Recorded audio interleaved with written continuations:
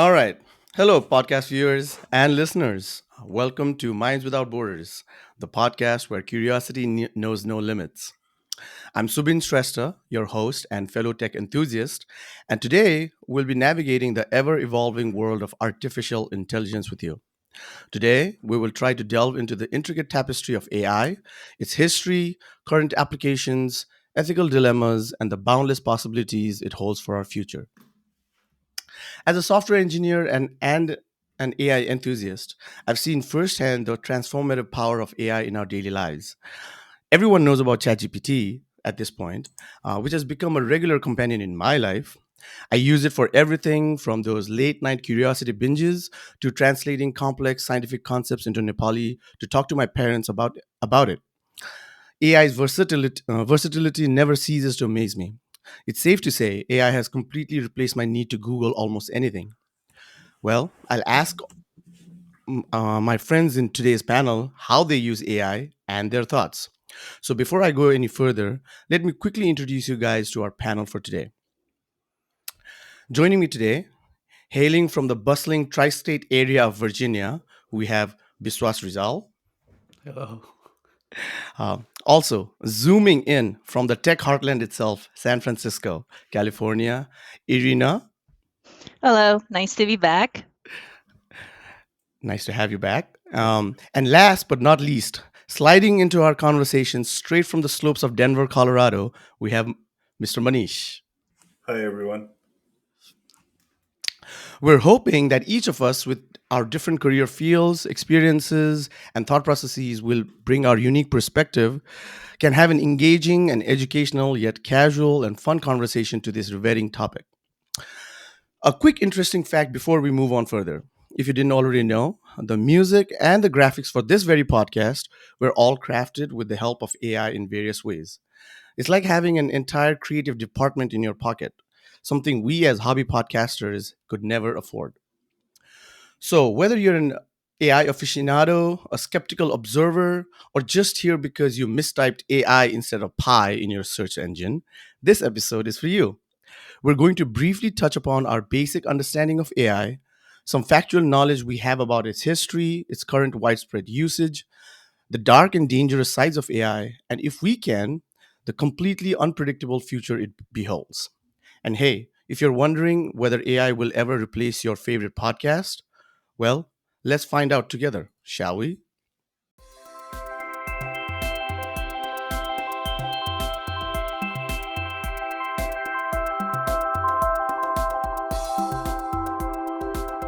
All right, so guys, let's start with a simple question. I'd like to start with a simple question. You may or may not have pondered over this. What would you guys consider AI? Can you think of the earliest examples of AI, or maybe some things that are not anything like the current generation of AI, like ChatGPT or autonomous driving? I thought of the earliest versions of computer games like chess. When we play that against the computer moves are basically AI, right? Mhm. What are your thoughts? And can you think of other examples of such earlier AI technologies? Yeah. When I thought about the first time uh, my experience or I've seen AI being used is back when I was a kid in the 90s. They had this show called Biso Ghatna in Nepal TV. There, I remember on that show showing in Japan somewhere that they built this robot or robotic system which looked like or humanoid robot. I think that's what they're called, and which made some human tasks such as making tea or something like that. And that's my first memory of seeing AI in that sense. And to me, for the longest time, AI always meant that something that looked like humans did Mhm. something that we did, and that was my that's my first experience. Let's say. Yeah, like touching on like what Subin mentioned, as soon as you mentioned chess, I was thinking about like the arcade games that we used to play back home, growing up. So those I think would be like the first my first hand experience with AI playing those games, arcade games, You're talking as about well things as like Mario Brothers and things like that.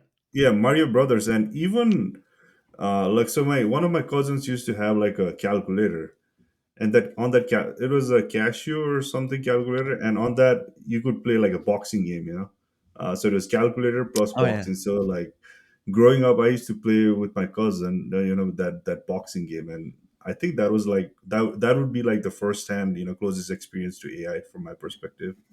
Yeah, for me, because when I think of Chat GPT, there's a lot of the function like a lot of people use is, tell me or you know, write me a summary about this place or write me a summary about this topic, right? So like it's really like putting in saving time to put it the words what you would usually take a long time to be able to type it in.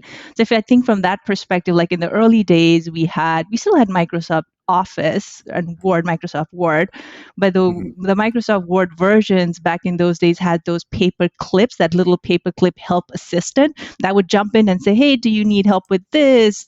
Or try to correct your grammar or spelling corrections, right? So like a very preliminary way of AI intelligently detecting maybe you need help with something that you didn't even think about. So that's what I think of. So those paper clips are supposed to do that because I always thought they were annoyance because they popped up and never went away, and I That's didn't even true. know they were supposed to help us with those kind of things. So if you guys didn't know, so that actually has an official word for it. Its name is Clippy. Uh, Mm. Um, they literally, there's memes on the internet about Clippy.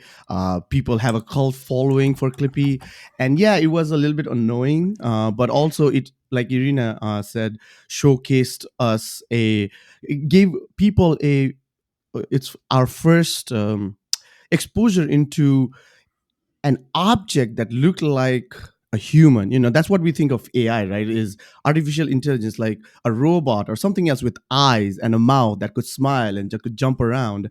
Um, and so that was Clippy. And there's rumors that right now Microsoft is big into AI. They have their Copilot, which we'll probably touch upon in a little bit. But there are rumors that they might bring Clippy back. Like that's Mm. the word. This mhm. phrase is, oh, Microsoft might bring our beloved, people call it beloved, our beloved Clippy back, but in a much more advanced version, obviously.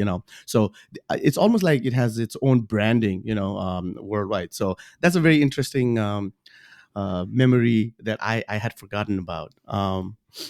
Yeah, like I mentioned earlier, for me, always robots or the Mhm. AI looking like a human meant AI to me or artificial intelligence. But I never thought about when we played against the computer, any games, those are AI, right? I mean, in that Yeah. sense. Yeah, these days, I was doing some Google search about earliest forms of AI and uh, automation and early forms of robotics. All of them came into play. But I think, based on my research, I think one of the first true current day AI was probably Google's PageRank algorithm, because Uh-huh. um, it utilized this. Again, I don't know, I'm not technical enough to explain that, but it just very intelligent way of calculating whether a page, when you do a search, which one would be the most valuable to the user. It was real Mhm. time. It was going out and scraping the entire internet and making these connections of who has already viewed these pages and where it's being linked from and all various kind of things. So I saw that as one of the earlier, okay, mid earlier, let's say, because when I did my research, I found AI being mentioned since like the 50s, right?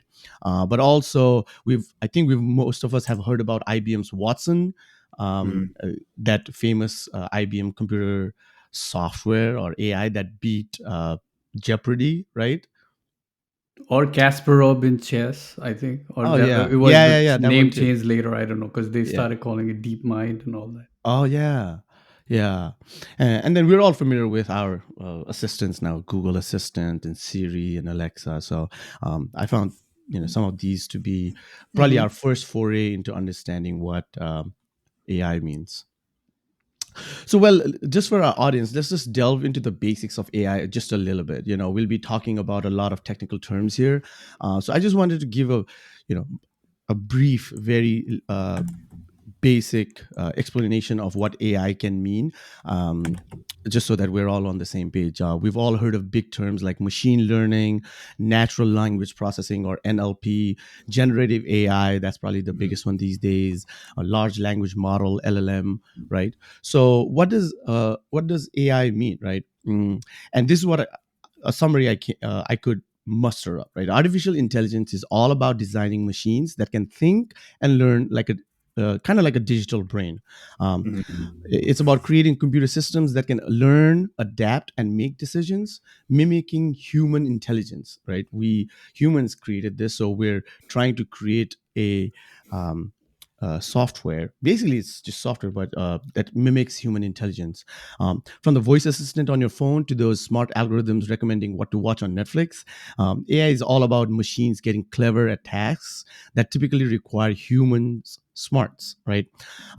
It's a big umbrella that covers a lot from NLP, which helps Mhm. understand and respond to our language, to generative AI, which is about creating new content, be it art, music, or even code.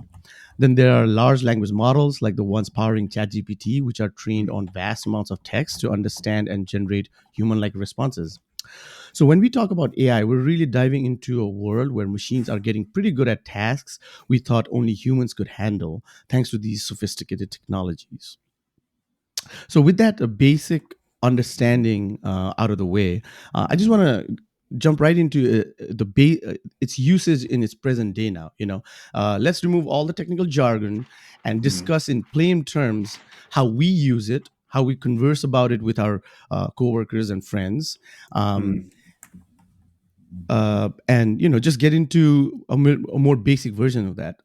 But before we get into that real quick, I just want to mention I did a lot of research for this episode, and while I went into the AI research rabbit hole for a godly amount of time, I started getting overwhelmed with all these topics we could talk about. But I landed on a really helpful summary report from Stanford University called Measuring Trends in AI Artificial Intelligence. Today, I'll be talking about some of these summaries that they put on their latest 2023 AI Index report, part of a series of such reports they've been publishing since 2017, or at least that's as far as back as I could find on their website. You can find the report easily on aiindex.stanford.edu. But I will also link the report in the description of this podcast in both YouTube and Spotify. So check that out if you're interested. For the purpose of this podcast, I'll be sprinkling some of the most interesting summaries that I've found throughout the episodes as part of a particular discussion.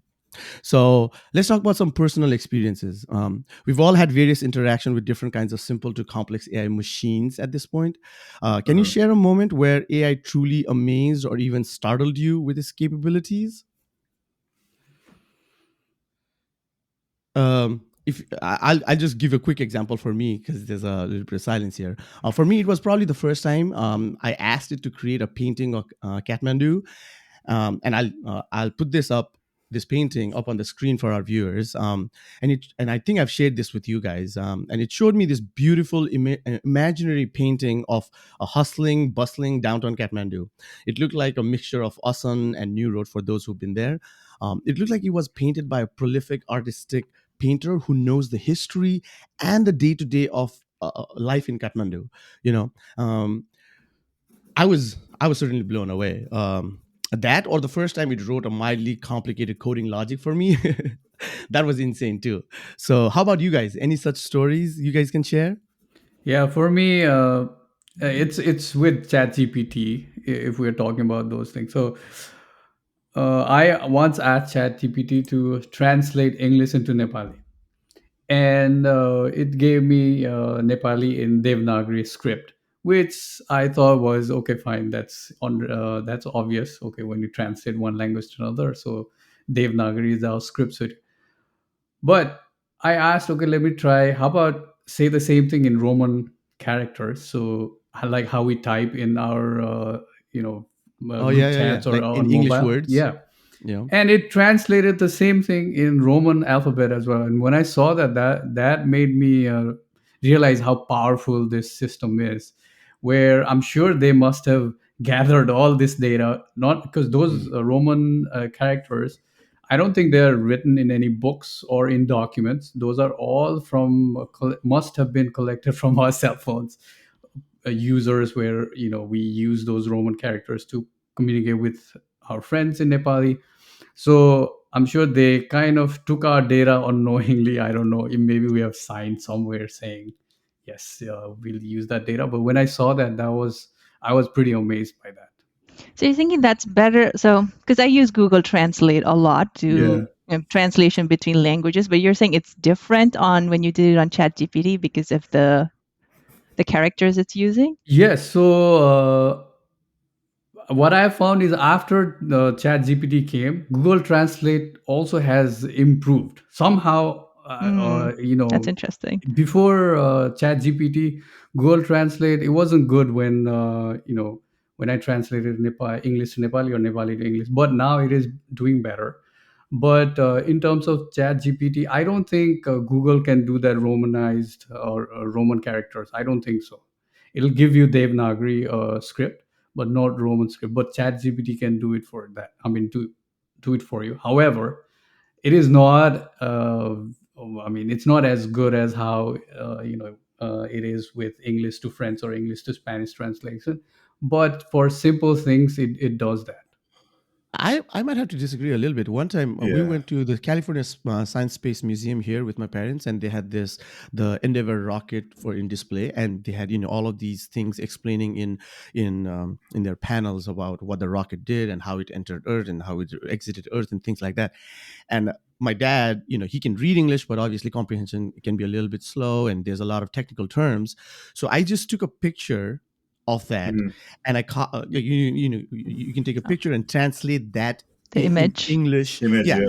and I put that in ChatGPT, the image, and I said translate this to Nepali to explain to my dad.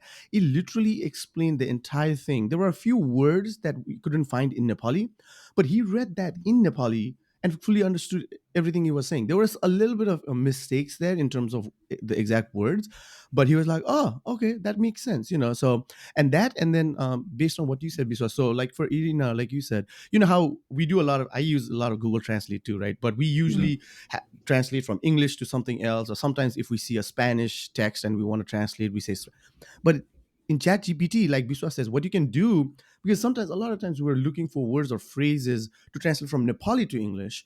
So you can actually type in something like घर कहाँ छ, right? But in English, GHAR, kaha, KAHAA, like you can That is very type good. Yeah, that yeah, it and say understands that. translate that in English, Yeah, and he'll translate that in proper and you don't English. even have to tell that it's a Nepali. It Oh yeah. understands it's a Nepali. Yeah, yeah, Oh, Oh, I'll obviously. okay. have to try that. And That's then interesting. also you can speak in English and it will translate that in Nepali and it speaks back to us in Nepali also.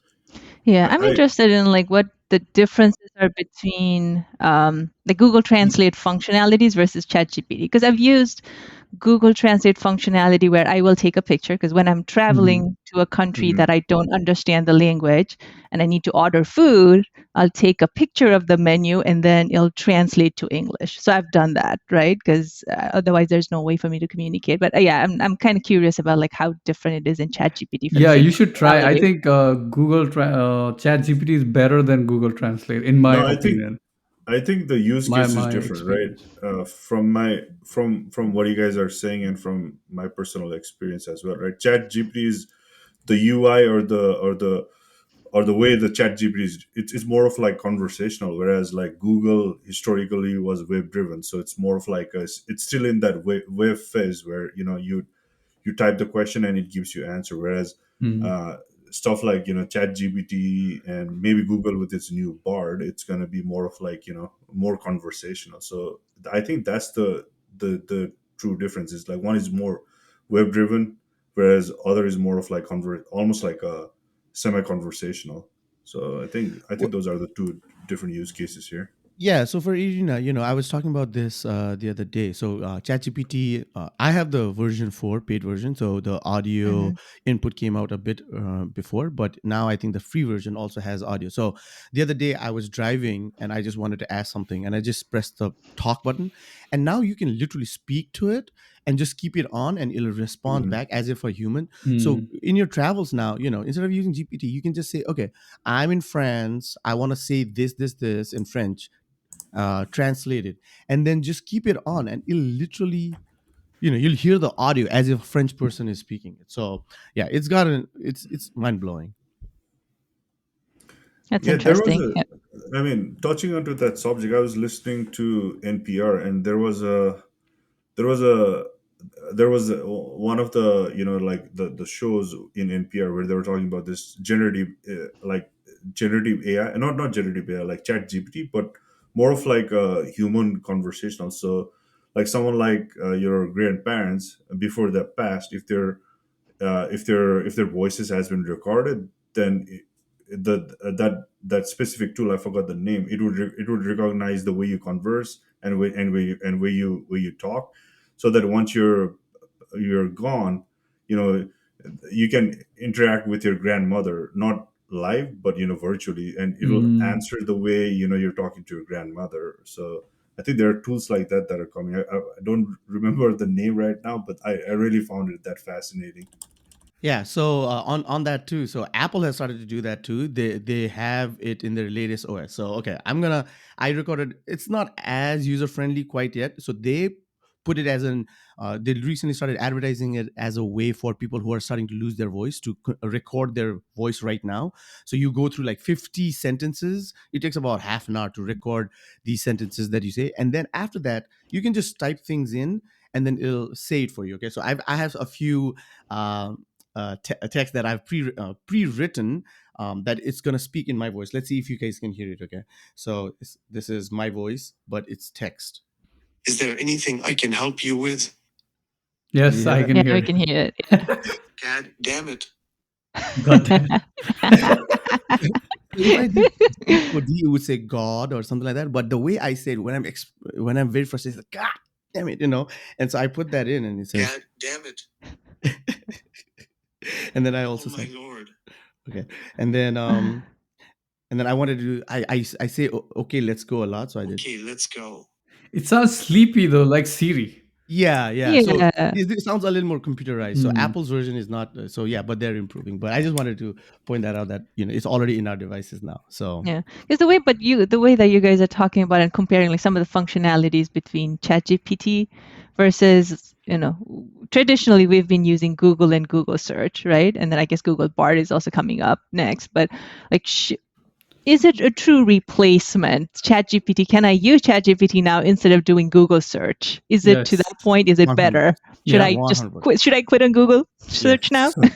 So to that, I would say, if you're looking for something that's happening now, so they compile that chat gpt, or they train that chat gpt with the data up till July 2022 or something. It's recent now. It's Yeah. recent. Okay, for the free version I'm talking. I Oh, don't okay. pay for the subscription. So for the free version.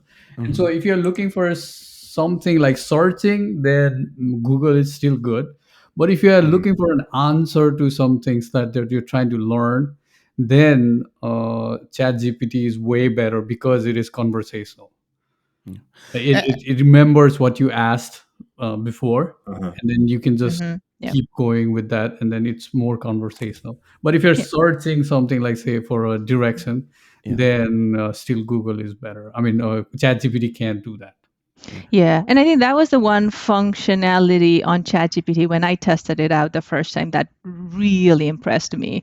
Because I kind of made up just to say, hey, we just had gone on a trip. And so I said, okay, write me a summary of the things I did, and I put in very few words in it to say, okay, these are the places we went to, and then the few things we did, and then it wrote me a really long paragraph of all the things, and then I went back. I was like, oh, I forgot about this place and this particular event or thing that we did, and then I went back to ChatGPT and said, add this, and then so it actually did do a pretty good job of like seamlessly putting it together and writing it. I mean, so some of the writing when I did that initially, I thought was choppy. And then you Mhm. kind of had to, I figured like there were certain ways to ask ChatGPT to add to certain sequence the events. So Mhm. that was interesting to me is like because his point is conversational. So you can kind of, it remembers what you said before to Yeah. add to it. I mean, there's a terminology for that, right? Prompt engineering. There's literally Yeah. careers being created now. in terms of how to be a good prompt engineer to be able to Hmm. ask the right questions. Mm-hmm. It's actually very similar to, if you guys were aware, it's similar to Google earlier in the days. Like even now, like instead of searching in Google saying, what is this? If there's certain ways to shorten the search, have Mm. these key things in the result or in your search query that will provide you better results. But ChatGPT just takes you to the next place. So and ChatGPT Yeah. has their own tutorial slash what's that word, FAQ for including directions, and if you want bullet points to say I want this in bullet, like you can literally, it's basically like speaking to a human. You can tell it I want exactly this in this manner and this length Hmm. and in 2 sentences or 10 sentences, and it'll give you basically that. So it's gone to Yeah, quite a. recently, even for so since we're speaking of writing, I've been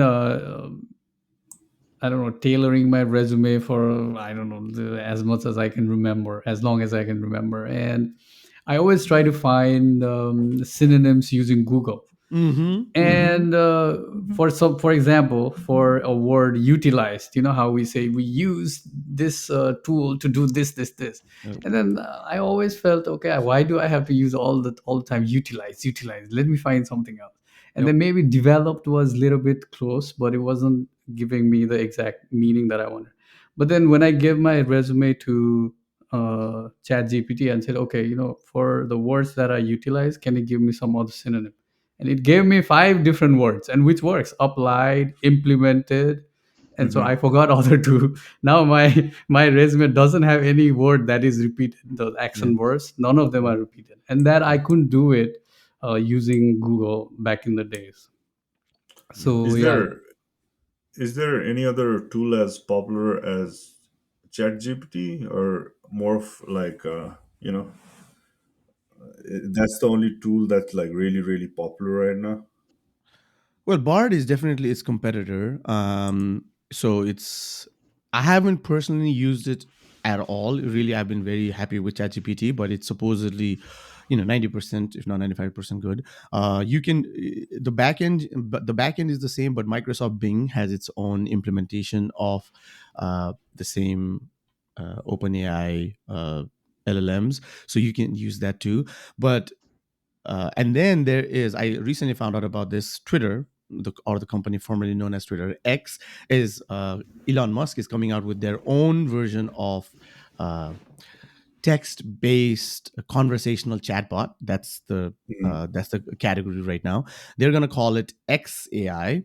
I think it's already out in beta. You need to be an X Premium member. Eventually, it'll be $16 a month that you have. You need $16. You need to be Elon paying. Musk is charging for everything. Yeah, I mean, to me it makes sense. I don't, I've Yeah. never believed in everything being free. Like there's so many people and resources being used, it makes sense to charge for things. But the interesting thing about the XAI is they're going to include all Twitter data in Oh, that okay. search. So their claim to fame, or their differentiator, according to what I saw, was not only is it getting everything from the internet, but is getting what humans are actually typing in as emotions and feelings. Mhm. Basically what, Yep. using Exactly. the global town circle, like town square, like they want to call it, town circle, town square. But yeah, so XAI supposedly is coming, and Elon Musk is claiming it'll be better than all other AI chatbots in 5 months. The company, I found out, literally only started in April or May 2023. So, and they have a total of only 16 people, and their LLM is considered uh, better than most other, LLMs that have been around for years. Twitters. Yeah, X Oh, Twitter. Yeah, so okay. yeah, you can look that up as well.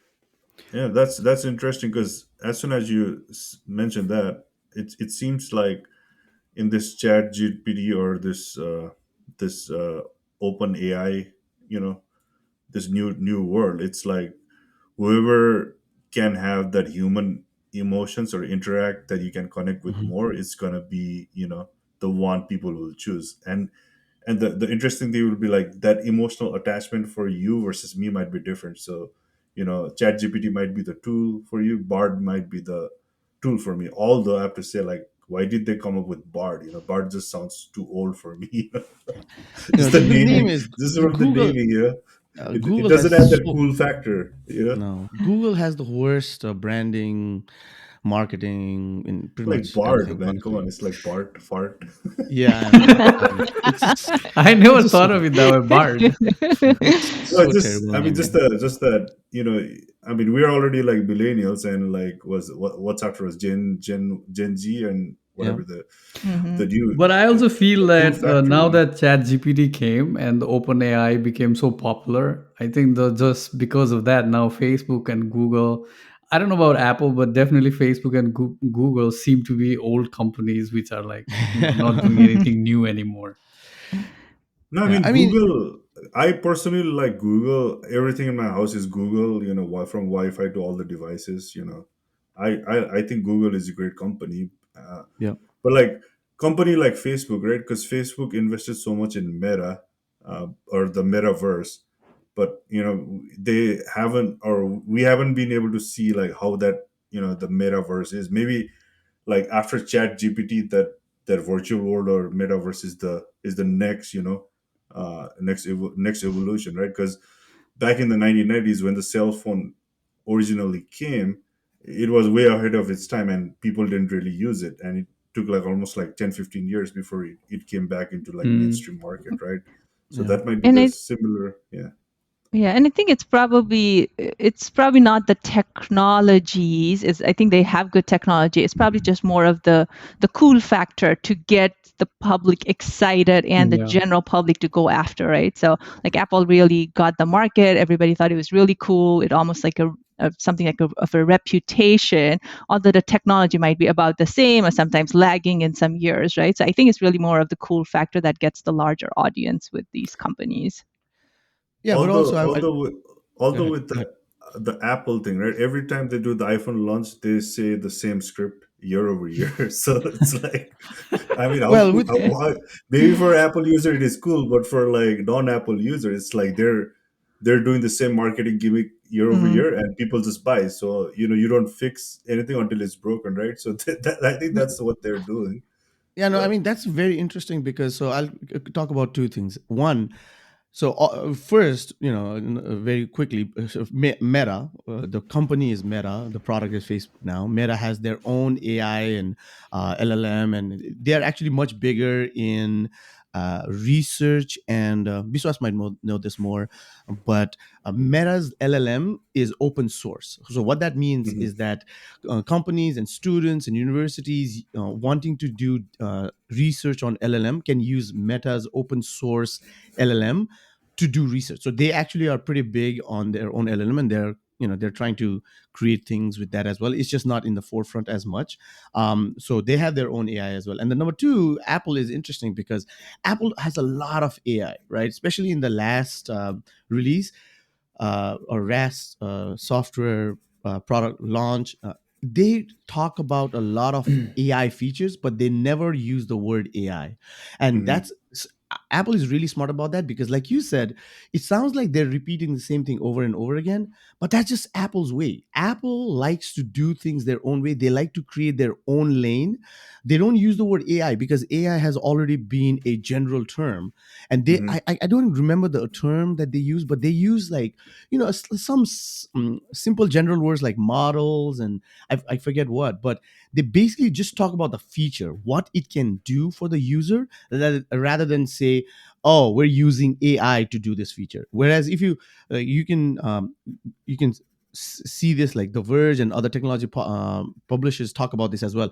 Microsoft and Google's product launches and conferences, they count how many times they use artificial intelligence in their presentation. It's up to like 40, 50 times they use AI over the conference. Apple uses it none, almost zero. They never use that term, but it's AI all the way through. But that's because Apple is very smart about creating their own brand, creating their own lane, not being mixed, not letting people be mixed up with the general terminology that everybody else is using. So That, or they also may be trying to avoid that spooking. Yep, I people was gonna say from that. using Negative the word Mhm. connotation. artificial Hmm. Yeah. intelligence, because Yep. not everybody buys that, right? Like nobody Yep. wants to be taken. I mean, there's one big argument, no, debate going on in the world of AI, that whether we should develop the AI in the rate that we are Hmm. doing, or we Hmm. should pause and then think about the ethics and then the repercussion of what's going to happen to the humans in the Hmm. future because of AI. So So maybe that is another reason. Who knows? And speaking of You're that, right. Meta, Facebook, and LLMs, I think what you're referring to is they have their own this whole framework called mhm. PyTorch. That's the Part. Facebook version of tools that you can use to do all the machine learning and AI stuff. And I don't Hmm. know for their own development, whether they use that or not. Maybe they have some that are not available to the general public. But Google also has another one, something similar called TensorFlow. Oh yeah. And in the Yeah. industry, I've heard PyTorch is more popular, and in the academia, it's TensorFlow. To that, I wonder like what OpenAI uses. Do they have their own tools to do their, to train their models, or they use TensorFlow or PyTorch? Because those two are the very big packages that everybody in AI use to train their model or do machine learning at least. Yeah, I'm pretty sure OpenAI has their own model. I know that it's not open source. I can't. I knew the name, but I can't remember right now. No, Yeah.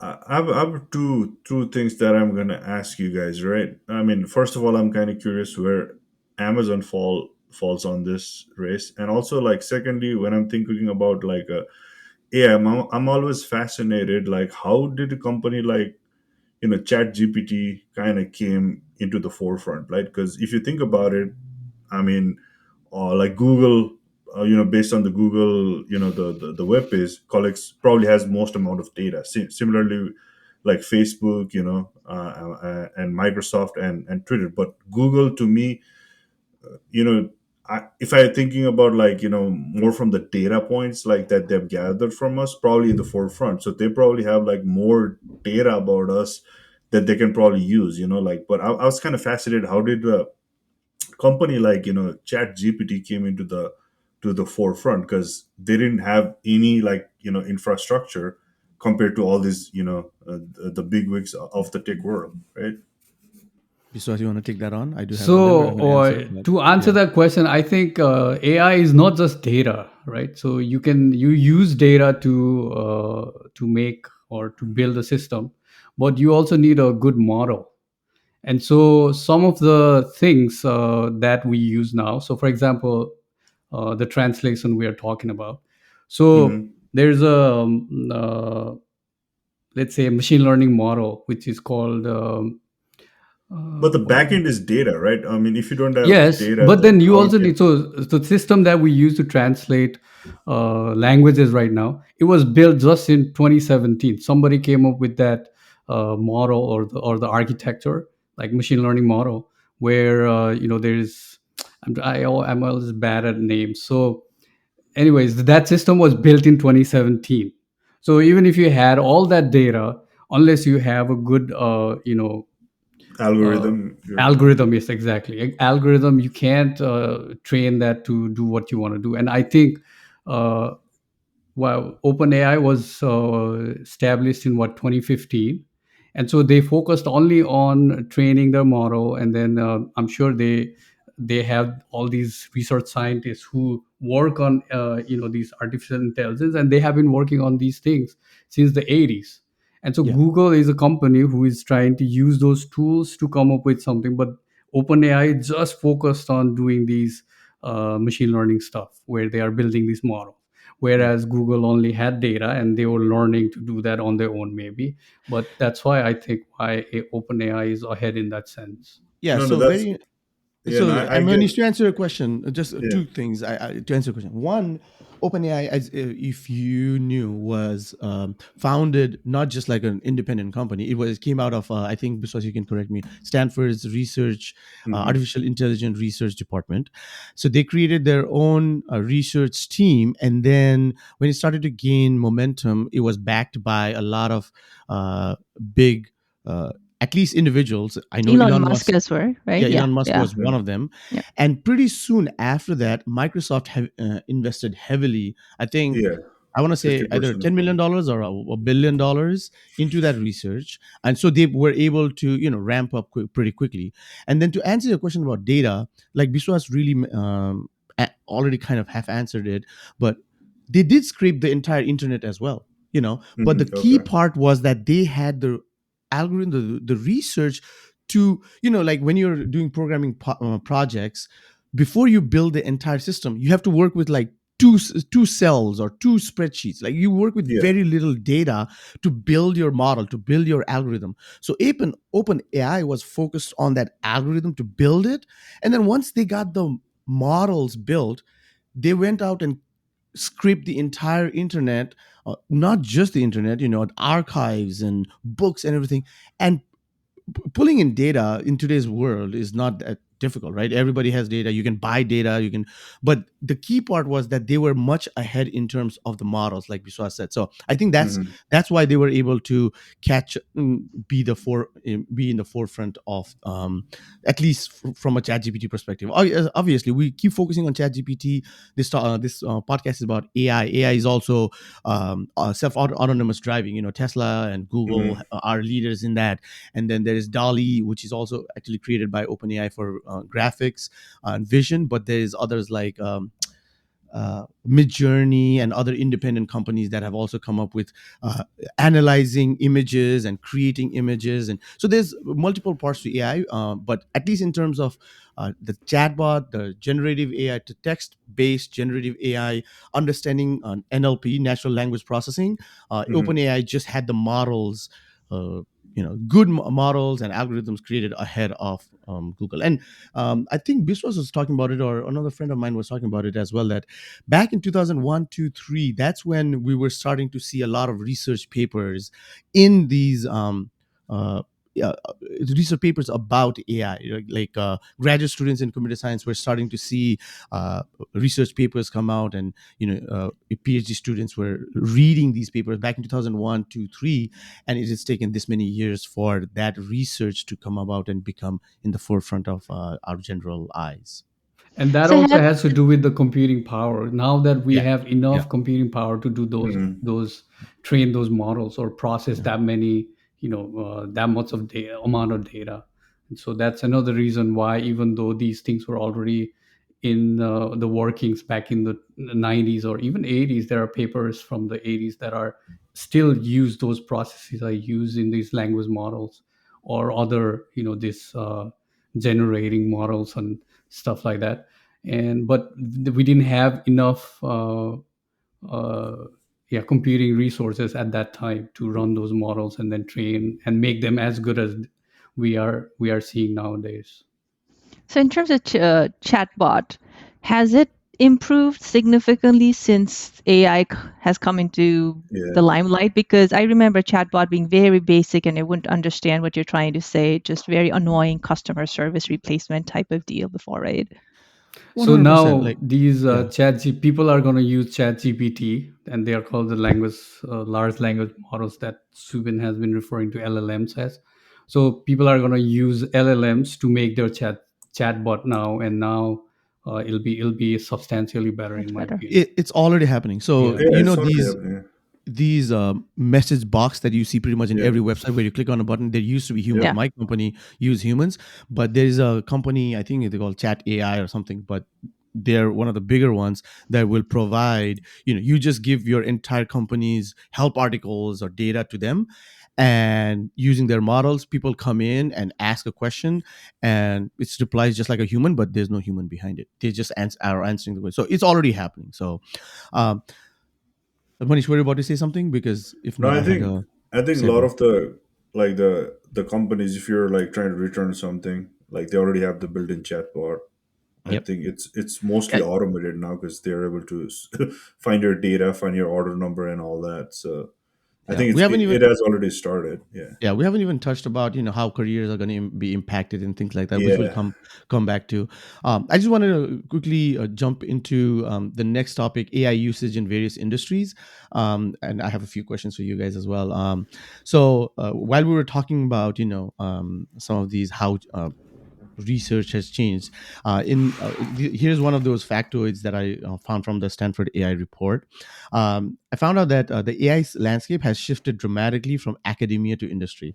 Up Hmm. until 2014, academia was the powerhouse of machine learning models, but now the tables have turned. In 2022 alone, there were 32 significant machine learning models from industry giants compared to just three from academia. It seems that having deep pockets for data and resources is changing the game. It's all about data, compute power, and of course the money, right? The money required to produce better AI and the profit from it. So, question for you guys: how do you think this shift from academia to industry impacts innovation and accessibility of AI technology? Do you see AI transforming education and learning processes? Yeah, I mean, which Khan Academy, they are Yep. already Mhm. using since Yep. the Yeah. when OpenAI came with the ChatGPT last year. I remember the guy who Salman Khan. Yes, he was going around and making doing interviews and saying that they are already working with OpenAI to build that kind of system. And so basically, I think the one of the things that I understand how they are going to use it is, let's say, the auto grader. So that's Yep. the chat gpt or some AI model is going to grade our papers or their papers. So Khan Academy is already doing that. And as Khan Academy is all around the world, and it's, I don't know, I think it's still free, Yeah, so I I'm think so. sure Yeah. it's going to affect education around the world like that. Yeah. And to our listeners or viewers who are into Bollywood, it's not that Salman Khan. It is. Yeah. Just want to mention this is It's a the different academic version. non-actor, yeah, non-actor Salman Khan who's big in the academia world. Yeah. Yeah.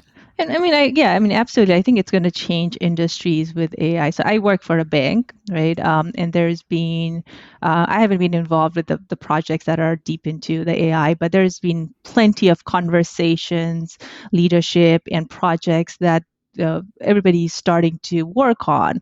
Now, as a bank, yes, like the basic chatbot that we're talking about, customer service, like you could easily start thinking about an intelligent Hmm. service person helping a customer to be able to replace that and without mistakes that a human could make, right? So that's a very um, uh, real time life application that I can think of. But I think even that, just the day to day quick activity from a technology perspective that it can give to our day-to-day jobs. I think like example, Copilot is an Hmm. example that's coming up. A lot of us use Microsoft Office. We spend a lot of time trying on working on Excel and PowerPoint and data analysis and things like that. And it takes a lot of time doing that. And sometimes like when you're working on it, it shouldn't take this long, but there's so many little minute details you have to think through that it takes long, right? So Hmm. I'm excited about how Copilot will come and be able to uh, have these PowerPoints and the data metrics and analytics and the chart views that we try to present in a very presentable way. So I'm really excited to see how that's going to come along once it gets implemented across. Yeah, I would. I have so much I could talk about this, but I won't. But I will. I would implore every single person who is listening and watching to please, even if it is to pause this video or after this video, go and take a look at some of the demos Microsoft has created for their Copilot software, especially for the Excel to PowerPoint one. It's Hmm. insane. You can give Copilot now a spreadsheet with 200,000 rows or data. Just say, analyze this, give me bullet points, and make ten slide presentation of what your message is, what you want your presentation to uh, m- s- portray to the user, and it will do that in 10 seconds. It used to take months, guys. Like, this is You And know, it may I'm not. replace some of our jobs, right? I was It talking will about, Yeah. absolutely, it may absolutely. I replace, mean, or our jobs may look different, but yeah. Yeah. I think it depends because I mean, there's so many data points. I work on the data and BI, and like 4 or 5 years ago, there was a tool called ThoughtSpot that kind of did that, where you kind of interacted with your whole database, and you could just basically ask like a general questions, or it would just basically analyze your data, and just based on your questions, like you would interact with the Chat GPT, it would basically give you like data trends, like what are the top four performing markets, or which are like the underperforming markets. So it would give you like basically based on your question and answer, instead of having to analyze, it would analyze the data for you. There are definitely tools like that. And what I've also noticed is like a lot of companies, since they have like so many data points, uh, just that bringing that into that one like a core place, so that tool like Microsoft Copilot or Chat GPT, I think companies are still figuring it out. It might be because of the lack of user acceptance, or like that fear of not having a job, or maybe like just not having that basic infrastructure, because there are definitely a lot of companies like that are out there who kind of do like the analytics on the fly for you, but you need to still have that data hooks into your company's core systems. So I think it's evolving, maybe not as it's gathering pace, like the companies who are like in the high trend of like technology, they're accepting it. But for like other companies, there's like so many companies here all across the world, right? So the acceptance has been gradual, is what I'm seeing. I wanted to add how it has affected science. So uh, I am in material science field, and back in the days, if you want to make a material or some compound or do chemistry, you had to do experiments. And Hmm. experiments is it's very long. It takes a long time to do experiments because you have to try Yeah. different things, try different chemicals, and try where and first see whether it's stable or not, and then look at the properties. So it's a very long process. So and in chemistry, I'm sure there are different kinds of chemistry people do, but what we are interested in are crystals. And when people did experiments to find new crystals, there were maybe thousands, like tens of thousands crystals people found. And then to that, people started using density functional theory calculations, which is a way to model crystals, let's say, and to find whether they can be made or not. And so with that, people came up with 60, 70,000, let's say in the hundreds of thousands of new crystals. And recently, actually, this is 3 days ago, that somebody in Google actually, uh, Google has this I think department or company of itself, Google Brain, where they do material science as Hmm. well. And so they use machine learning and then found 2.1 million new crystals. And they just published a paper a few 3 days ago on Nature. And Wow. there's another guy in Berkeley who also worked with Google and other universities around the world, where they use machine learning for the theory part, and for the experiment they use robotic arms to mix chemicals, and that I don't even know because I'm not an experimenter. So they with that they found, I don't know, some fast way, instead of taking years to make synthesized materials, they Hmm. did it in 17 days, and they published a paper. And there's a huge some people were like I would say outcry, and some were excited. But it has Yeah. already affected in science also, in that sense that uh, I we see it as not a job taking away from the scientist, but it is something that is helping science move forward. That's one way we are, at least in our field, we look at when we talk about this AI. So I just wanted to add that. 100%. Thank you for adding that because I wanted to bring that up as well. My wife, Ritu, you guys know her, is a scientist as well. And she was talking about how, in every conference that she goes to, chemistry related, there's generative models and LLMs and like Mhm. even the AI terminology does not escape anything. And she was also mentioning how pretty much the same thing, just in summary, that the growth in running simulations and chemical reactions is has been accelerated Hmm. from months or years to days, literally, because the Mhm. number of permutations, she was saying the exact same thing, the number Yeah. of permutations, you have so many different elements and chemical reactions that you have to track, and all of them you can do hundreds of thousands of permutations in days instead of like years, right? um, I wanted to ask quickly about how AI will affect not just science. Uh, I did find out about NVIDIA that I wanted to just quickly Oh. mention. Um, so I just found out this yesterday as well. It's in terms of science and healthcare. The NVIDIA, the company that we previously knew as a computer hardware company that makes graphics cards and other GPUs and other computer hardware. Now, if you go and Google search NVIDIA, they market themselves as the world leader in artificial intelligence computing, right? So Mhm. they are, so they now have a platform for other healthcare companies to use for drug discovery. Their generative AI platform, they call it BioNemo, BIONEMO, allows other drug research companies to use their own data and be able to vastly accelerate the pace of performing the computations and permutations that are required to discover drugs. So, how do you think the emergence of AI will impact healthcare and curing of diseases? Right? Do you see a day when where any new disease that takes months to find cure, like anything like coronavirus, COVID, or uh, or cancer, or HIV/AIDS, or Parkinson's disease, cure could be found in days or weeks or months instead of years or decades? What do you guys think about that in terms of healthcare? Yeah, when I I saw that mean, question in your Google sheet, oh, Don't spill the beans. yeah, yes, so yes, I, yes. it took me to, Zenu, right? Zeno, Jenu's yeah. brother Zen. is Ivan, okay. And then Ivan Dai and I, we talked, I don't know, maybe 10, 12 years ago. And he was working on a tool that could take a picture. So this is a computer vision problem, that it could take a picture of any disease and it could tell what is happening or what that person is suffering from.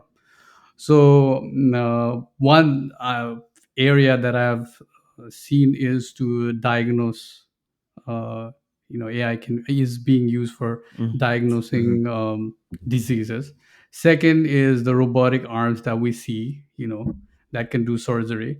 And third is Mm-hmm. the drug delivery that you mentioned. So this is Mm-hmm. something in chemistry, people in the industry, actually they're doing this a lot, using this, we call it first principle calculations, but I don't know how to say it in a layman terms, but I don't know if you've heard about Schrodinger equation. So anyway, so they model these molecules for drug delivery and all. And then in that, now instead of using solving these differential equations, now they're using machine learning to do that. And that's where this NVIDIA is coming, because as you mentioned earlier, we used to run all the calculations in CPU. Okay, and in the Mm-hmm. last 5 6 years since the NVIDIA came, now they're running GPU, which is Mm-hmm. graphics Mhm. processing unit, which is, for the calculations I do, GPU is 10 times faster, if not more, than Mm-hmm. CPU. So now all these high computing, like these supercomputers around the world, they are now Mm-hmm. switching from CPU to GPU to run all these calculations. So I think Mm-hmm. that's why now. And then these machine learning models need very large amount of computing resources. So now people actually train again, not in CPU but in GPU. And so that's why I think the Nvidia now just saying that, marketing themselves, saying we make GPU, versus Mm-hmm. now they are marketing themselves to, okay, we help Yeah. do AI, and which Intel and others are behind. They're catching up to Nvidia. Mm. No, I have a different, like, a question and the problem, right? I mean, great, the drugs would be like drugs or the solution would be found out in a couple of days. But what's the end user cost, right? Because that's the number one problem in this country is like you have like some drugs that cost like 3.5 million per dose or something. But like, how does that research cost gets translated over to like consumer cost, right? So who's taking that hit? Somebody has to take that hit, right? Uh, so Mm, uh, no, until that, I think so. I think that's gonna the cost is gonna come down significantly as well. Like because the reason Unless medicines the cost so much was corporation become greedy and then yeah, uh, exactly. You but no, can't. that but could be also yeah, but I was gonna say is the reason fairly medicines cost so much was because of research. It took hmm, time and resources years and to. years of failed experiments to get there. But just like ChatGPT, and today's AI technologies, things are just gonna be easier.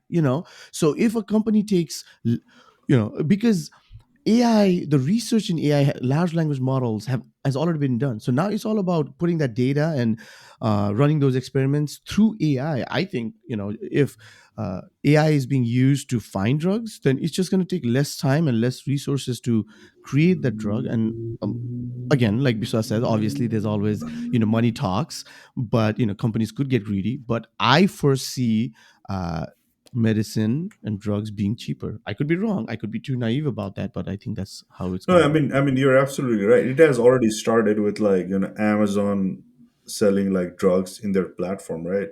I think Hmm. that has already started, but I mean, but we still haven't seen it at the large scale, right? To Hmm. like come into fruition.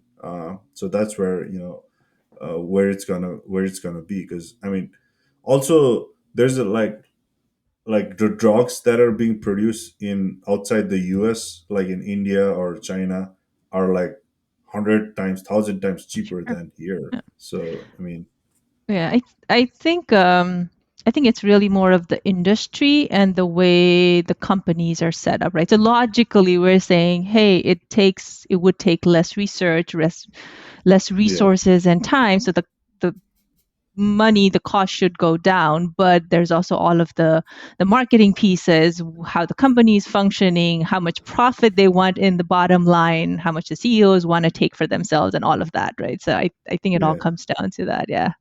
But yeah, I mean, to your point, yeah, even today, it's not like you can't get the cost of those drugs down already because other Mhm. countries have done it. It's just the way things work here, it hasn't happened. Did you have something, Biswas? Because I wanted to link No, a for some question together. reason, I earlier I was saying Schrodinger equation. So what I was trying to say was, before we had to do experiments in a petri dish or in the lab, people Hmm. Uh-huh. started doing it in the computer, which was still Hmm. expensive using this Schrodinger equation kind of thing. And Hmm. then now these drug companies and many other companies, they are doing experiments using machine learning without any knowledge of physics. You don't even need to know physics Wow. to. So that Mhm. 2.1 million compound they came up with crystals, they didn't use any physics in it. It was just learning from the data. So another factoid, summary point from that Stanford research. So let me talk about that real quick. And they say that in 2022, there's uh, uh, a survey or Ipsos, IPSOS, SOS is a multinational market research and consulting firm.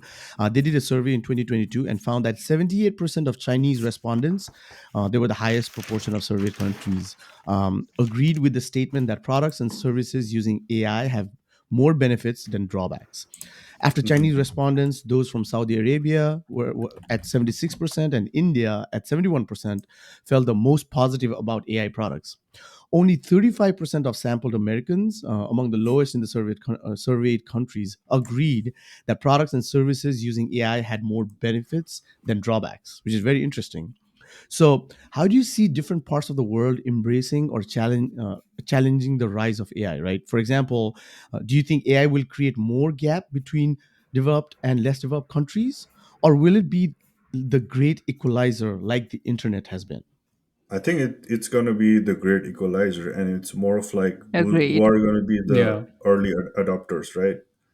I mean, I'm gonna bring like education system too into the mix. Like which education, if the education system of if US is, I know for, I saw like some Instagram or some video in China where they're like all the students are using AI on their head, like so that teachers could find out which students are concentrating at classwork or versus some others, so that they're also tracking like students Wow. like They attention. could This they is can do already that happening. now. Let's Yeah, do it Wow. they now. can do Really? that now. Yeah, I think I need to find the link. And I was like amazed. And I don't know if the US education system, at least the public education system, is there yet. So it's going to be more of like adaptability from like the company perspective, and acceptance, right? And making sure you're teaching the your kids. So I think those are going to be the factor. And the developing or the like developed or Underground. developing countries like China and India, I don't know where they fall now. They're Yeah. definitely at the forefront. Yeah. Yeah, I think it's like the race to the moon right now with AI. Everybody's trying to do it, and whoever gets there first is likely gonna win. But there's I think it's also going to be a test case on the drawbacks of what AI negatively could impact, kind of like how social media has come up with some of the negative impacts, unknown negative impacts. Right. But I think everybody's kind of racing to be the first one right now. Yeah, so I agree with you guys. When I think of how AI is going to impact, uh, what comes to mind is mobile, the cell phone. So in Hmm. Nepal, the Mm. first telephone came in the 80s. I don't know, maybe for the rich people, I don't know when it came. I don't care. But for the Mm. normal people, it came in the mid 80s or early 90s. So that's Mm-hmm. when we had telephone at home. And Mm-hmm. then for the longest time, because you had to put those wires extended all over with those poles and everything, telephone wasn't everywhere in Nepal. Mm-hmm. And but once the cell phone came, all you have to do was put cell phone towers in few places, and Mm-hmm. then mobile became cheap because India, the Reliance company, started giving out mobile almost like it became dirt cheap. And so Mm-hmm. because of that, now everybody in Nepal and India, for that matter, have mobile. And now that technology, not only for communication, it is used for payment and other things. Mhm. So Mm-hmm. to me, technology in the beginning, and same with social media, how Mm-hmm. it, now we are all broadcasters. This is one good example. We are Yeah. doing podcasts. We would have given us a platform to voice our opinion and say on things if we didn't have this Gencast or these social media platforms. So that also uh, created a equalizing society or equal society in that sense. Mm-hmm. So in the beginning, technology always become is an equalizer, but then eventually the system takes over, or the rich people takes over, or whoever takes over, and then they use it against you. Now that's what's happening in on Facebook. Before it was a democratizing thing, now it is a dictator. Now people, the dictators are using Facebook to change public opinion. And also, to me, in the beginning, at least, AI will be an equalizer to that sense. So already it's happening. So I'm not an Yeah. English speaker. I can write well now. I can just Yeah. pour my thought to ChatGPT, tell it, give it prompts, and it will write it for me. So that's That's already what I thought. equalized. Like one of the best case uses are right now is a lot Yeah, of students in Yeah. universities are using ChatGPT yeah. to do their homework. But I also heard professors can track to check and see if they Mm. use ChatGPT for their homework. I'm not sure if it's Yes, true. I mean, actually, the one of but it's not very when the accurate. Chat GPT came, after a month, somebody made made an app which could tell whether Yep. something was written using AI or not. Yes, But it was quickly proven that you really can't. really. Like, there's too many. Mm. Yeah, there's too many false positives. Mm. Hmm. Like. Well, when I read what Chat GPT gives me, I can tell that it's not my writing because it No, has but lots of well, these but then big you can, words and but you can cater vocabularies. it, right? You can say, make Yeah. it like, yeah, you can make it. We were talking about this in the chat the other day. You can give ChatGPT about 20 whatever number of articles that you've written and say, okay, read this now.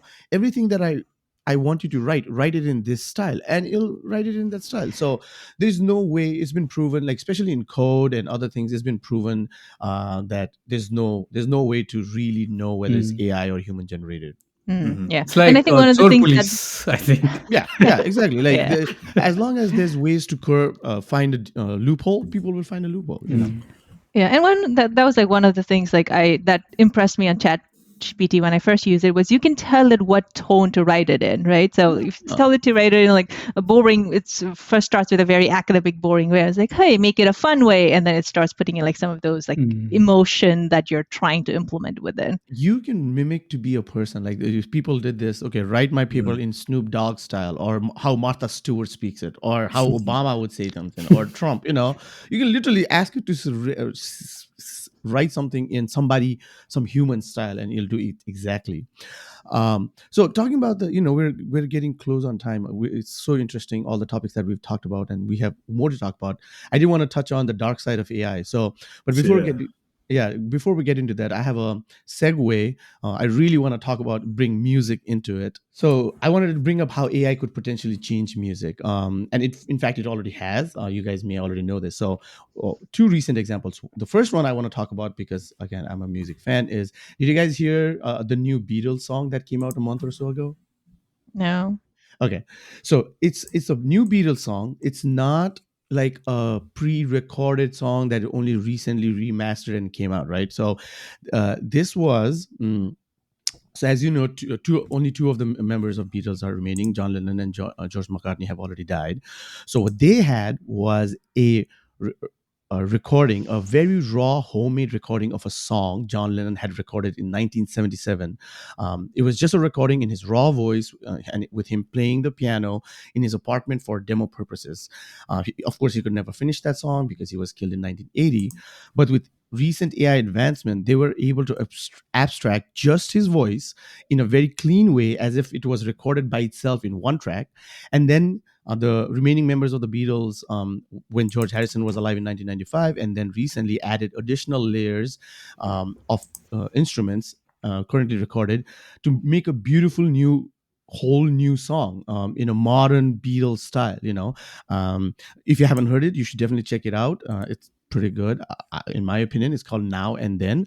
And on top of that, as I was researching this, I found out someone used AI on top of that to make another version of the same song, but this person made it sound like it was recorded in 1964. So this new version of the song, it sounds like the real Beatles would have recorded. How it's so uncanny that it sounds like it was recorded in 1964, and it's equally convincing, right? So it's crazy. So I again implore everybody to listen to both of these versions. That's scary though. Like, so you could use a person that is dead and get a voice or recording like as if the person was still alive, right? Yep. And that's exactly what I want to play this song. Sorry, go ahead, Manish. They did one with Weeknd and Drake, right? Where someone mixed, Well, and it became like a trending song. Yeah, there was a song that somebody made of Jay-Z's rap, and I'm a big Jay-Z fan. I've listened to all of his albums. You cannot distinguish. You will not be able to distinguish that it's not Jay-Z. And and it's rap. Rap is probably even more difficult than others. But if I just want to put this song on play just a little. It's a 1-minute track. It's not a track. 1-minute clip of a song. I'll overlay on this podcast a slightly cleaner version of it, or better. So it's basically it's a funny example of how AI is used. This is a fake song, okay? So it's never been recorded by the real Johnny Cash, who died in 2003. But it's his voice, his style, his style of singing. But the song is the famous Barbie Girl by Aqua, right? Okay, let's see if I can play that. Hello, I'm not Johnny Cash. Yes. Yeah. I'm a Barbie girl in a Barbie world. Life in plastic, it's fantastic. I thought for some reason the tune would be like the undress original. me everywhere. Oh, come on, Barbie, let's go party, 'cause I'm in a Barbie. It's his music style. Yeah. Yeah. So yeah, so and there's the Spice Girls, the same person, the Spice Girls, if you want to be my lover in Johnny Cash's style, right? So I did found out that the person, this is a YouTuber called There I Ruined It. All of his videos were taken down by YouTube though. Hmm. So obviously there's copyright infringement. I mean, it's such an interesting spot that we're in, right? It's not really copyright infringement because it's not an actual recording that was stolen or anything. This guy created it using AI. It's just a style, but so it's we're into very gray areas in technology. So, question to you guys: do you guys think we talked about this in terms of writing papers and stuff? Do you guys think AI can be genuinely creative, or is it just mimicking human creativity? I think Mm. it can mix both human emotions and creativity, because the one that I was talking about, connecting with the loved ones, it is called like persona. So they're talking about your digital representation and emotions, and Black based on Mirror. that they're trying to create. There's a company, it's called myyov.com. So it's based on the dead ones, like persona, or the both virtual and physical. They track that data points and use that to kind of have that interaction. And I can post that in the chat. But yeah, I But mean, how there's a does mix it of like? Have you tested and looked at it to see like does it feel real or not? Like, I mean, based on what I saw, I haven't tried it personally. That's something that I probably will try with my parents and see if it works. But but then your loved ones can be closer. But there's the AI governance is like touchy subject, right? Since this was the right? topic that Subin might be thinking about next.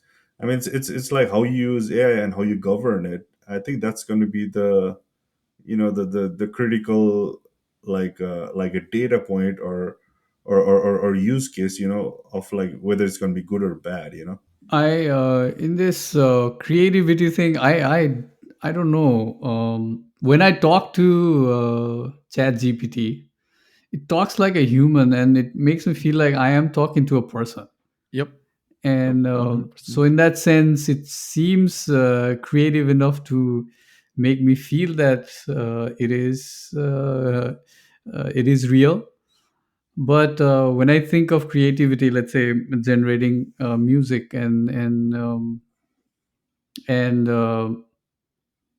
writing books, maybe it can do good, but I don't know if it can be better than human. That I don't know. Yeah, But maybe we I'm. can train it to the level where it can do that. I have no idea. This is a very interesting thing to think the about, whether it can get emotion better in aspect is creativity. Hmm? Yeah, the I've thought about if like for our jobs, a lot of it is judgment, Mhm. like objective things. So a lot of things like you're thinking and trying to solve, it's not just data driven yes or no answer. Yeah. It's a lot of times it's more Emotions, right? Emotions. emotions or gray areas. You have to make a judgment call based on whatever situation. And that's the point that I feel like, will AI get there? Like, I know it can do with, as long as all the data is there, maybe pick up on the emotions, but that human judgment piece of it, being able to make decisions based on like a personal situation that's going on, or a work situation that's going on, will it be able to do that? I think that's where I'm not sure if yeah, if it'll get there, or if it's there. I mean, like, human emotions is very hard to define, right? Sometimes I don't Yeah. understand what my wife is going through, even she thinks she might. But I mean, I And I don't know. AI is there yet, but if it's there, then yeah. and also, since we are teaching the AI to do stuff, it's not like it's learning by itself. Maybe it'll get there. I don't know where it start to do that. But like say creativity, we also don't know how the creativity comes within us, Comes or how exactly. we make decisions certain way, or the emotions. We don't understand ourselves clear enough to teach an AI at this point. So in that sense, I would like to say that, yeah, I don't think it is creative. It is just based on the data. It is I think it's making itself look like a human by learning from how we perceive things as human. That's, I don't know if that's creative or not. I think that it's a fine line, right? So creativity is two things. So I was going to talk about, mention that is prediction. Like I've been seeing like crazy things are coming out, but in 3 to 5 months, right? There's already, I was showing this to Ritu, I can't remember the website, but they've started to create videos. You can Hmm. just say, give a storyline of like three sentences. It'll create a 30-second video with real human looking or cartoon characters. So the prediction is in 3 to 5 months. So get this, guys, you and me, or maybe in 1 year, less than 1 year, it's AI is moving so fast. You can Hmm. literally say, I want to see a movie about this topic. I want these kind of characters. I want this. Write about a synopsis about 20 sentences or something, and it will create a 3 hour, 2 hour, 1 hour movie for you. That's where we're heading, right? Hmm. So if you talk about creativity, I think the choices of colors and the kind of humans and how humans Hmm. interact, that creativity part, I think AI can handle. Like, because think about it, like any music, creative music that we listen to, any artist, is based on what others have created before it, right? So it's all, there's a terminology in art called everything is rehashed, right? So AI Yeah, can but learn how to create a new blues song by listening to every single blues song. But there is something to be said about creating something completely new that has never been done before. So it's like we're halfway there in terms of creativity. I think that's at least my no, opinion. but there is a human aspect, right? And since you talked about movie, there was a recent like the Hollywood, like the workers Right, or strike. the yeah, writer strike because Yep. some of the like the production companies were using AI to generate scripts. So I mean, there's that human aspect, and there was a big like a strike about it, right? Well, So but that's because they found out that ChatGPT or these can create scripts just as well as humans can. That was no, why but the I mean, since you are not in that industry, you're thinking it in a different way. But if it would have affected your industry or your day to day like livelihood, you would not take it in that way, right? Like if the computer programs writes better programming than you, it does. yeah, I already do it. yeah, no, but One hundred and percent. I write. and then I you're write not code 10 times getting faster then now. then you're not getting paid for what you do. That means like we will not have work. So then what will No, we no. do? Yeah. Go So back to that's what I'm farm. saying. So I think creativity, creating things will be faster, but it still requires human creativity. That's the way I see it. I can tell ChatGPT to write this code or Copilot to write. I have to be creative about how to link my functions and how to link those things, but I don't have to think about it. I don't have to write that algorithm myself. So it's the same with the Hollywood writers. They can say, I want to write a movie and there's this character, and you'll come up with a 2 page, 100-page script, but you still need that creativity about what kind of story to tell. I think so. I think What it's if just the going to get chat faster. GPT can think that as well? Exactly. So Right. that's So the that's the question Yeah, that we next, don't and know. That's then what we don't and know, I- yeah, right? that That's the we worst don't part that we don't know, know. Yeah, and it exactly. could and go maybe there. maybe It could So go it's the there. maybe that human was decision. Yeah. maybe that was the reason behind that open AI drama that we saw Yeah. like a couple of weeks back. Yeah. Like how fast you want to move like AI. Yeah, do you guys know about this? Biswas might know about this. Did you read about the OpenAI? They think they Why? have found an algorithm which is superhuman now. It does Yeah. So better than basically, human. so what I learned, I wasn't going to talk about this, but very briefly, I read that it's basically conquered mathematics, which is supposedly difficult. Like, so far what we have with AI is text-based learning and text-based Hmm. writing and everything. But like all these mathematical problems that we've heard about in our university that would never be solved, apparently OpenAI has been able to integrate, or get AI to solve mathematical problems, and they're saying that is insane. I mean, I can't even, so I don't know. They say that if artificial intelligence can solve math, then it can solve everything. That's what they're saying. So that's what I learned. So another fact from the Stanford report, right? So according to this AIAAIC database, it's a AI algorithmic and automation incidents and controversies uh, organization, which tracks incidents related to ethical misuse of AI. The number of AI incidents and controversies has increased 26 times since 2012. Some notable incidents in 2022 included a deep fake video of the Ukrainian president Volodymyr Zelensky surrendering. We've also Sorry. seen, yeah, surrendering to Russia. We've also seen deep fake videos of Obama and Trump saying things that they would never say. Of course, we've seen fake naked images of celebrities, etc. Right? This growth is evidence of both greater use of AI technologies and awareness of misuse possibilities. So AI is really good and could be unbelievably helpful to humanity. However, what do you guys think of its negative consequences, unknown consequences? Aiden already touched upon this. The social media's unknown consequences. How do you think it will impact humanity, our culture, our society at large? Uh, I am thinking more about that human conversation on ChatGPT that you guys were talking about, like literally being able to talk to somebody and having a conversation, and that will likely make the to Manisha's point, not wanting to talk to another human a little more deeper. Um, Having said that, like every technology that's new that comes in, there's always going to be a debate. When TV came around, you were like, hey, is TV good or bad? Well, Mhm. if you use it in a good way versus if you use it in a bad way. Yep. I think it really depends on if it could get into the hands of a company or a person that want to misuse it with a greater impact versus a personal level person using it or misusing it to a level. Yeah. Yeah, and I just wanted to add one point, like the AI governance, right? And I don't know where, like, what's the, where it is at, but that AI governance is going to be key.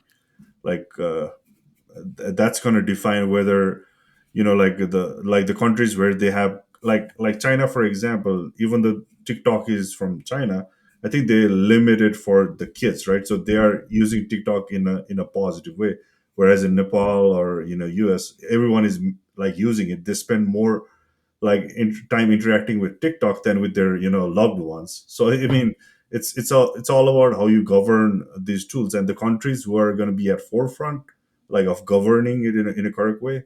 I think they're going to be able to utilize AI in a positive way, with compared to other countries.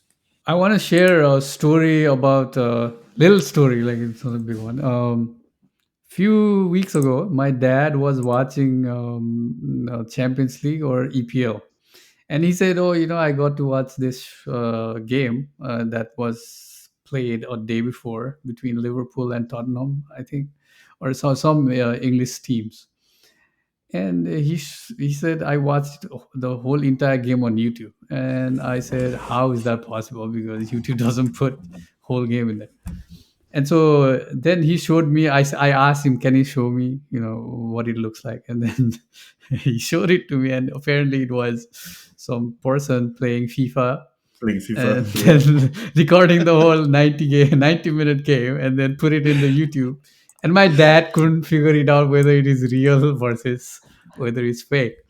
Hmm. And same with fake news. For our parents, Hmm. it's a very difficult thing to do, whether to uh, Yeah. trust or actually distrust what they see in the electronic media, because growing up when they're kids, anything that was said on TV or radio Hmm. uh, That's Hmm. true. was always true, or those were the sources of information and news to them. So now whatever they say see on Facebook as a video, that's a fact and that's a news for them. Hmm. So now coming back to our generation, I think that'll be our struggle to Hmm. discern between what is real versus what is AI, and that'll Hmm. be our generation's challenge. Well, that's where I'm thinking when it comes to negative impact of AI. That for me or for our generation, it'll be very hard for us to figure out what is real and what is fake in terms of what has been generated by AIs, which I don't think our kids will have a problem doing that. That's interesting. Maybe, I don't know. That's what I'm thinking about the I mean, if negative the school impact. system if the school system teaches, like, AI in a proper way, you know then I think I mean, I just want to come back to that thing, just joining that. But you can't really govern. You can't really govern good and bad. Like it goes back to. I always go back to whenever it comes to new technologies. I always go back to tires. When tires were created, it was new technology. We still use tires, but tires can be used. It's governed. Cars, everything. But you can use a tire to kill a person by just driving. no, no. Like You like know. So you. instead of govern, let's say guardrails, right? All right. Uh, Yeah. Yeah. yeah. Fair. Yeah. I mean. Sorry. Go ahead, Yeah, Irna. I mean, when I think of like the negative impacts AI could, I think of like those extreme movies, right, where a robot takes Yeah, the over, Terminator. Terminator coming back and killing us. coming back and killing you, yeah, right? The inventor coming back and killing the inventor. I mean, that's the extreme. I was telling the guys that OpenAI was created by Skynet or things like that. Well, one Yeah, all point the of comfort. algorithms that are in AI, they have, since they use neural networks, so the net comes from Mhm. there, and they sound like AlexNet. They're called AlexNet, which is a model that is used to train, some text based or computer vision. I don't know, but anyways, and they sound that remind when I saw that, that reminded me of Skynet and Terminator. Yeah, I mean, one source of comfort, at least in terms of time travel, at least in terms of an example like Terminator, is if in the future somebody or some AI or a lord or master was gonna come and destroy humanity, they already would have in present time, because they would have traveled to the 90s or 2000s, like, or maybe it's gonna happen next year. So who knows? All right. So I want to, I guess, kind of sort of end in a high note or a happy note, if we can. Um, uh, so I wanted to ask you guys. You guys already know this. Just in terms of future, I had a lot more topics that I wanted to talk about in terms of future, but we're kind of running very high in time. But just very simply, if you could create an AI to solve one word problem, what would it be and why?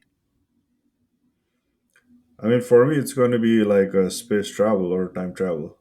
I mean, if uh, like if we are if AI allows us to build like a space exploration, like a tool or spacecraft, I think that would something I would enjoy if I can go to different universe in my lifetime. That'd be pretty awesome. Yep. I mean, My because I'm not because I'm tired of people who are in Earth, but just like to explore the new world, new universe. That'd be something cool. Yeah.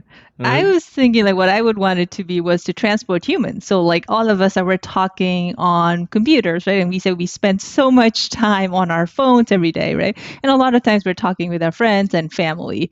I would like it where I would be able to get transported into your guys' place, or you guys would get transported into my place. I mean, this is probably a lot more advanced than just AI, but without actually having to go through like transportation modes and Mhm. airplanes, just be able to get on a screen, touch the screen, and And then just be get transported. transported to the other Here, world. The are you reason why I referring was, to Matrix? Oh, sorry. I guess, or like All sometimes you miss, teleportation, like in Star Trek. right? Yeah. Yeah. Or sometimes you miss homemade food from your country, and then somebody Uh, could just pass food through the screen and be able to yeah. transport. That would be my ideal. Mine is a little boring, so I couldn't come up with something fun. So mine is what I wrote here is, if AI lets all the humans in this world pursue happiness, health, and productive life. If it can do that, which I don't think we humans are able to, or been able to do that, even though we say all these technologies that we have developed so far always helps us to go get closer to that end goal.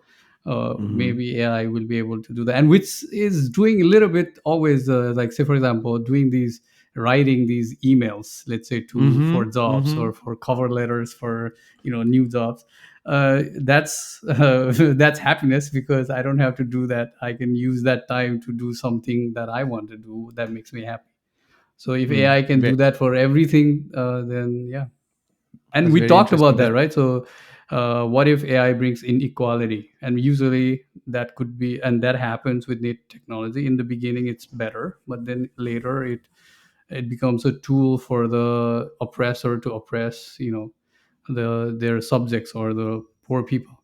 So Yeah. hopefully AI can solve all that, and we all can pursue that, Happiness. happy, You're healthy, sounding and very productive life. You're sounding very American. Life, liberty, and pursuit of happiness, right? That's what the American dream. But yeah, fair.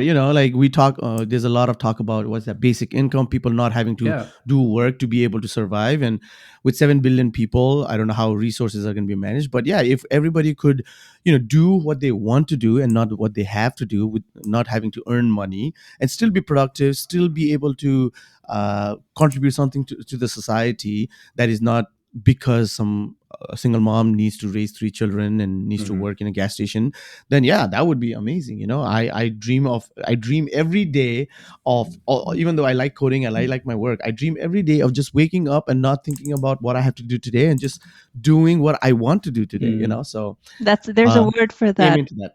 What is What There's is a it? that? word for that. Retirement.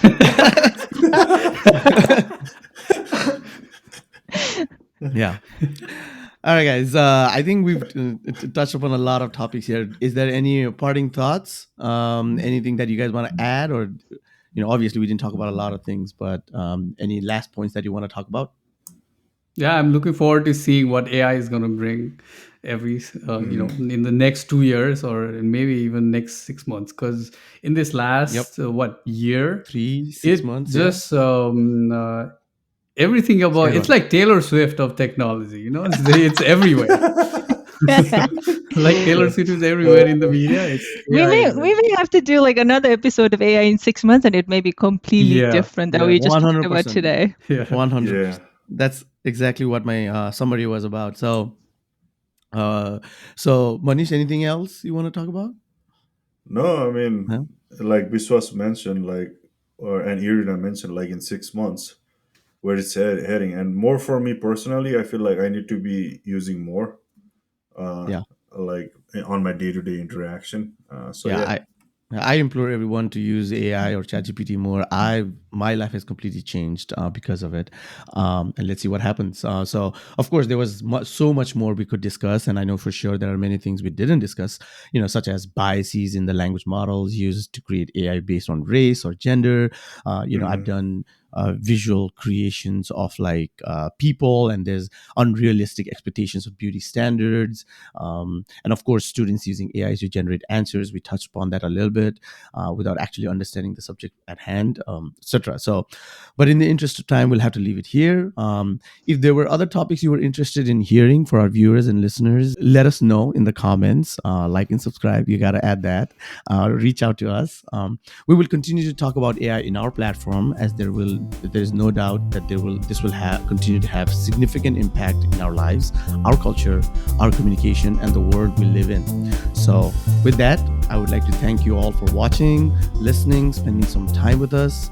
We hope this was entertaining and educational, and we'll talk to you in the next one. Thank you and goodbye.